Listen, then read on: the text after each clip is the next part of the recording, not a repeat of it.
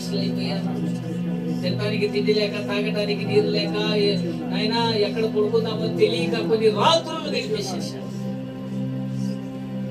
వాళ్ళ దీనస్థితి ఎంత అంతకాలం.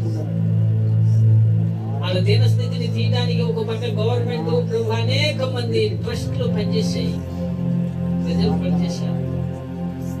అయినా కానీ వాళ్ళు కోల్పోయిన దాన్ని ఎవరు తిరిగి ఇవ్వలేకపోతున్నారు. అలాంటి పరిస్థితి మా బ్రతుకుల్లో రాకుండా ఉండాలంటే నువ్వు అక్కడికి సమర్థుడు, శక్తి కలిగిన వాడు.